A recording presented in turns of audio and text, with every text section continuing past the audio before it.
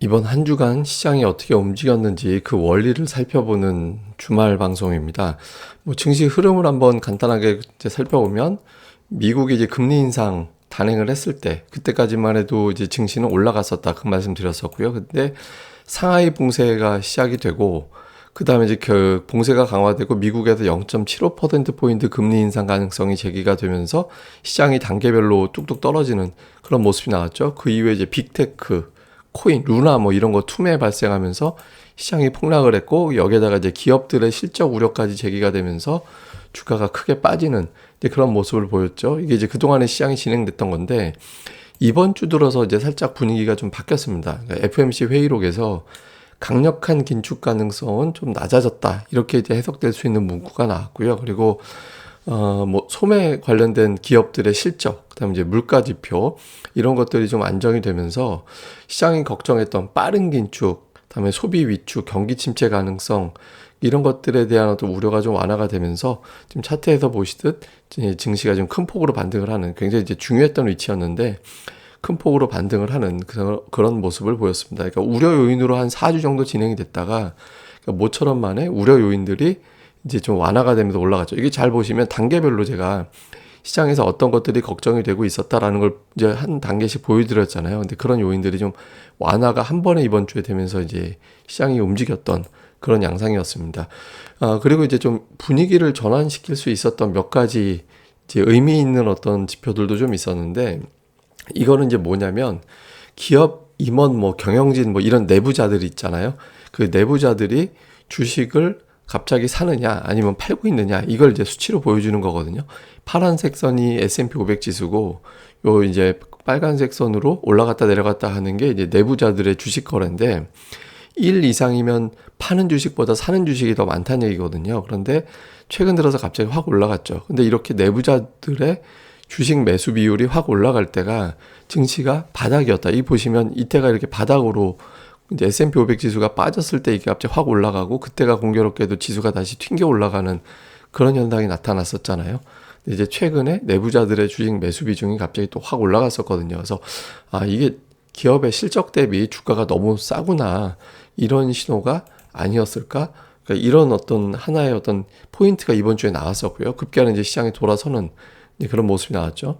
이건 또 하나는 이제 경기 침체, 향후 이제 12개월 정도 후에 이제 경기가 나빠질 거냐, 어떻게 보느냐. 이건 경기 나빠진다, 경기 침체 가능성을 그렇게 높게 보지는 않았었거든요. 그래서 지금 이렇게 된 걸로 봤을 때는 경기 침체 갈 것 같지는 않은데 실제로 미국의 고용지표라든가 소비 관련된 지표 데이터만 놓고 보면 경기 침체라고 지금 단정할 수가 없잖아요.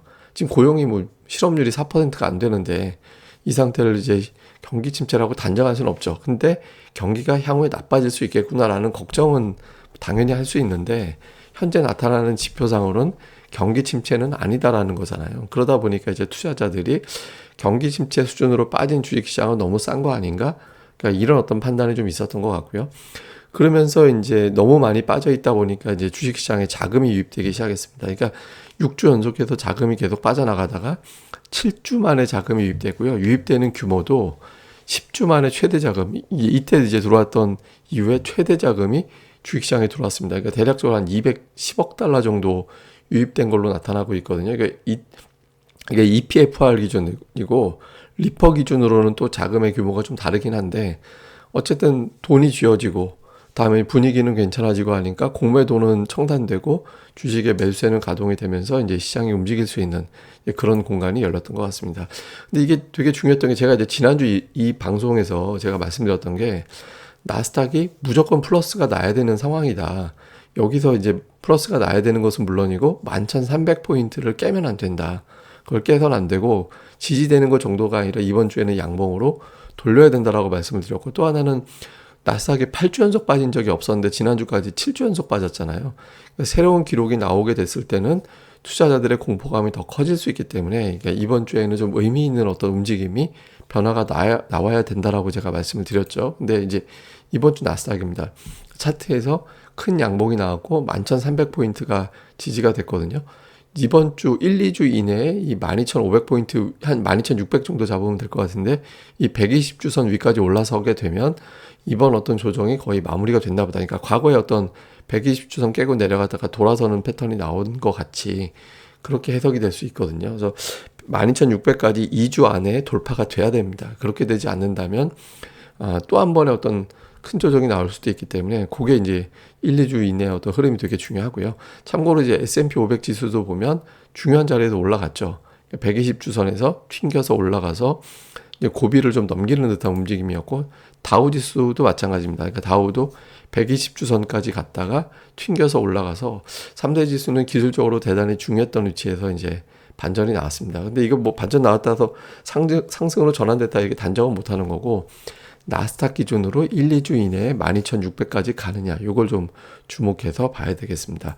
그 다음에 주요 지표들을 보면, 달러 인덱스는 빠졌죠. 달러 인덱스가 2주 연속해서 올해 들어서 처음으로 이제 2주 연속 빠졌고, 100 이하까지 내려간다면, 100 이하까지 내려간다면 조금 디테일하게 보면 한 101.3 이하로 내려가 주면 더 좋고, 그래서 어쨌든 101.3으로 내려가게 되면 이제 50일 이동 평균선을 깨고 내려가는 게 되거든요. 그래서 이제 1차적으로는 101.3, 다음에 이제 좀 욕심을 내면 100 이하까지 내려간다면 주식시장에 조금 더 유리한 그런 상황이 만들어질 거고요. 다음에 이제 국채금리입니다. 이제 10년물 갖고 왔는데 2.74, 이게 뭐 3.2% 언저리까지 가네 마네 막 이렇게 됐다가 이제 채권 매수가 가동이 되면서 2.74까지 내려왔잖아요. 이게 뭐 너무 빠지면 경기 침체 반영한 거다라고 할 수는 있는데, 지금은 또 가파르게 올라가는 것보다는 완만하게 이제 유지되는 게 되게 좋거든요. 그래서 채권 금리가 이 정도 수준에서 좀 완만하게 움직여 주는지 안정되는지 요거 좀 중요하고, 그 다음에 이제 국제유가. 국제유가가 조금 걸리는 거예요, 이번 주에. 사실 북반구가 지금 겨울이 지나갔기 때문에 남방유 수요가 많을 때가 아니잖아요. 그러니까 원유 수요가 엄청나게 증가되고 뭐 그럴 상황은 아니거든요. 그러니까 수요 때문에 올라가는 게 아니다라는 거죠. 그러니까 유가가 여기서 더 치고 올라가면 115가 이제 박스권의 상단이었기 때문에, 그러니까 좁게 보면 100에서 110이었고 넓게 보면 95에서 115였거든요. 근데 이게 이제 더 넘어가게 돼서 올라가게 되면 그동안에 인플레이션이 좀 진정되나 보다라는 분위기로 올라왔던 게 조금 흐려질 수 있어서 국제유가가 안정되는지 여부가 상당히 중요합니다. 그리고 이제 원달러 환율. 원달러 환율이 주말에 이제 미증시 돌아가는 시간대에서 1250원 밑으로 내려갔었거든요. 이게 이제 어제 우리 증시 마감 기준으로 제가 차트 가져온 건데, 일단 1256원까지 와 있죠. 그러니까 이게 더 빠져서 1250원 밑으로 내려가면 제가 여러 번 말씀드렸듯이 환율은 두 단계가 있다. 1250원을 뚫고 나가면 이거 뭔가 좀 위기가 생겼구나 라고 돼서 증시가 한 단계 크게 빠지게 되고, 1300원을 뚫고 나가게 되면 금융위기가 실제로 터졌구나, 그러면 굉장히 큰 폭의 하락이 단계적으로 나오게 됩니다. 근데 일단 1300원은 안 갔고 1250원 그 사이로 왔는데, 여기서 이제 밑으로 내려가면 그 위기설까지, 위기 경계 경보가 해제가 돼서 주식시장의 수급이 상당히 좋아지는 그런 계기가 될 수 있거든요. 그래서 이게 1250원이 이제 이번 어떤 하락의 지지선이 되느냐, 깨고 내려가서 추세가 완전히 바뀌느냐, 이번 주에 저는 원달러 환율을 돌아오는 주에는 집중적으로 봐야 된다, 이제 이렇게 말씀을 드릴 수 있겠습니다. 그리고 이제 제일 골치 아팠던 게 삼성전자 하이닉스고, 또 실제로 이번 주에 되게 많이 빠졌잖아요. 삼성전자 제가 주간 그 200주선 달러 차트 기준으로 200주선 굉장히 중요하다, 이거 제가 어디에서도 아무도 얘기 안 하는 거고, 누가 얘기했다면 제 거 컨닝한 걸 거예요. 제가 자꾸 제 거 갖다 쓰시는 분들이 계셔서. 하여튼 이제 이게 보시면 200선에서 튕겨서 올라가서 삼성전자는 어떻게든 버티고는 있거든요. 근데 지난주에 하이닉스는 되게 여유가 있었는데, 하이닉스가 주간 막 8% 이렇게 빠지면서 200선까지 빠졌거든요. 근데 하이닉스도 마찬가지로 200선이 되게 중요한 기준이에요. 근데 다행스럽게도 튕겨서 올라갔죠. 제가 이거 깨질던 날, 이거 터치하던 날 하이닉스도 이걸 왔습니다. 여기서 이제 돌려야지, 돌리지 못하면 하이닉스도 좀 골치 아파집니다라고 말씀을 드렸잖아요. 근데 다행스럽게도 올라섰고, 이제 이걸 깨면 안 돼요. 앞으로는 계속 하이닉스가 이번 장의 저점이 이번에 나왔어야 되는 거거든요. 그러니까 이제 요 환율은 빠지고 하이닉스는 반등하고, 이런 구도가 앞으로 좀 이어져야 됩니다. 그러니까 이게 이어진다라고 제가 단정을 하는 게 아니라 되게 중요한 지표가 됐다라는 거죠. 그래서 두 종목이 이제 저점을 치고 돌아서기 시작하느냐, 이게 이제 아니면 이게 중국의 보복을 우려한 하락이 시작되는 거냐, 뭐 이렇게 여러 가지 해석이 나올 수 있거든요. 낸드 뭐 무슨 서버용 제품 낸드 점유율 하락 뭐 이런 것들은 제가 보기에는 메인은 아닌 것 같고, 중국에 대한 걱정이 좀 있는 게 아니었을까 이런 추정이 되거든요. 그래서 어쨌든 좀 돌아오는 주에 두 종목을 주목해 봐야 됩니다. 그다음에 이제 코스피 지수도 제가 좀 차트를 보여드리면 이 월봉입니다. 이제 월봉인데 뭐 일반적으로 월봉 보시는 차트가 이거거든요. 근데 제가 달러로 바꿔볼게요. 달러로 바꾸면 확 다르죠. 빠져 있는 저점이 달라요. 그러니까 이게 이제 원화 차트로 보면은 그러니까 60월선이 이제 이탈되지 않은 상황으로 나오거든요. 근데 이걸 갖다가 달러로 바꾸면 120월선까지 치고 올라온 게 됐어요. 이 차이가 엄청난 겁니다. 이게 어떤 의미가 있냐면 60월선이라는 거는 대략적으로 5년이잖아요. 그러니까 5년에 한 번 오는 하락이냐, 5년에 한 번 올까 말까 하는 위기냐, 아니면 120월선이라는 건 10년에 한 번 올까 말까 하는 위기냐, 이게 완전히 단위가 다른 게 되거든요.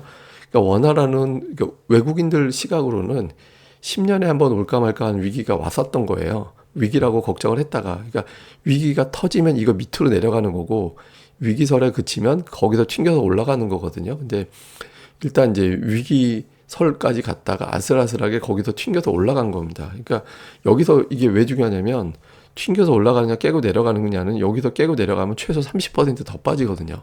지금 여기서 30% 빠진다고 생각하면 2천까지 빠지는 거예요. 코스피 원화로 환산을 하면. 굉장히 좀 아슬아슬한 위치였죠. 근데 거기서 이제 일단 튕겨서 올라갔다. 그래서 위기가 터졌다가 아니라 위기로 겁을 먹고 있다가 좀 겁이 좀 진정이 됐구나. 이 정도의 상황이 만들어졌다. 그래서 지금 원화로 보면 우리가 좀 시야를 좁게 보게 되는데 이렇게 달러로 가끔 바꿔놓고 보면 좀 큰 흐름이 좀 보이게 되거든요. 그래서 요게 이제 밀고 올라가서 급기야는 이제 뚫고 나가느냐. 요 흐름도 되게 중요한 것 같습니다. 제가 이것도 수시로 매번 볼 필요는 없는 차트고 가끔가다 한 번씩 점검을 해드리겠습니다. 주요 이슈를 보면 증시가 너무 오르면 또 인플레이를 자극한다. 이런 어떤 시각도 있거든요. 그러니까 속도 조절이 될 가능성도 있어요. 그러니까 시장을 보면 코스피가 그렇고 미국도 그렇고 미국이 3월에도 3월 3주차에 6% 올랐었거든요. 6.19% 올라갔다가 증시가 너무 올라가 버리고 1, 2주 정도 되면서 그때 중국의 봉쇄 이슈 뭐 이런 것들 때문에 갑자기 또 급락이 나왔잖아요. 증시가 너무 강할 때 인플레이션을 또 걱정하게 되나? 그러니까 이런 거를 또 자극을 하게 될지 아니면 아니야 이번엔 상관없어. 인플레이션은 정점 봤잖아. 이런 분위기로 갈지 요 흐름 좀 잘 볼 필요가 있고 그다음에 저는 중국 뉴스 계속 주목해야 된다라고 말씀드렸잖아요. 부양, 봉쇄 해제 그다음에 정치, 그러니까 미국과의 어떤 관계 문제 이런 것들이 어떻게 되느냐, 관세 철폐 문제 뭐 이런 것들 다 포함을 해서 중국 관련 뉴스에는 우리 증시가 좀 민감하게 반응할 가능성이 있으니까 이 부분 좀 볼 필요가 있고요. 그다음에 좀 나쁜 쪽, 국제유가가 계속 올라가고 있어서 이게 이제 더 올라가서 뭐 120달러 가네, 130달러 또 보내 이렇게 되면 인플레이션 압박이 새롭게 또 터질 수도 있거든요. 그래서 국제유가 좀 이번 주에 조심스럽게 좀 봐야 될 것 같습니다. 그리고 이제 업종으로는 이제 수출주들이 반응하는 게 미국의 소비가 늘었다라는 괜찮다라는 지표가 나왔잖아요. 그래서 미국 소비 그러면 수출주 괜찮을까? 이렇게 해서 이제 뭐 IT, 자동차 이런 종목군들이 좀 어느 정도 돌아서 줘야 투자자들이 조금 더 안도감을 갖는 그런 계기가 될 수 있거든요. 이번 주 돌아오는 주에는 미국도 하루 시장이 있고 우리나라도 시장이 있고 그래가지고 이제 거래가 조금 줄어들 가능성이 있는데 어쨌든 이제 대형주들의 수급 동향, 글로벌 펀드에 또 자금도 유입됐으니까 그 힘으로 들어오게 되는지 이걸 볼 필요가 있습니다. 그리고 제가 이거 그 ADR 지표 보여드리잖아요. ADR 제가 괌에도 내려가면 복원이 좀 빠르게 된다. 그때쯤 되면 밀리더라도 지금 아직까지도 ADR 상으로는 괌에도권이거든요. 그래서 큰 조정에 대한 어떤 걱정보다는 지금은 이제 종목 장세를 계속해서 좀 대응을 하고 어떤 업종에 수급이 집중되는지 여기에 좀 집중해 보는 게 어떨까 이 말씀을 드리도록 하겠습니다. 구체적인 어떤 투자 주체별 매매 종목은 제가 또 주간 증시 전망대 시간에 정돈해서 드리도록 하겠습니다. 예, 또 이렇게 주말에 한 번씩 시장을 정리해 보면 또 어떤 이슈가 큰 이슈였는지 정리해 보면 이제 시장 판단할 때 좀 도움이 되거든요. 근데 항상 이제 어떤 게 무조건 좋다 나쁘다가 없어요. 지금은. 예, 그러니까 지금은 이렇게 변동성이라고 봐야 되니까 뭐 막연하게 큰 기대감 또 막연하게 뭐 쓸데없는 걱정하기보다는 종목 이슈에 좀 집중해 보시는 게 현실적일 것 같습니다. 예, 그럼 또 이번 한 주 잘 보내시고요. 저는 또 다음에 뵙겠습니다. 그리고 구독하기 꼭 부탁을 드리겠습니다. 감사합니다.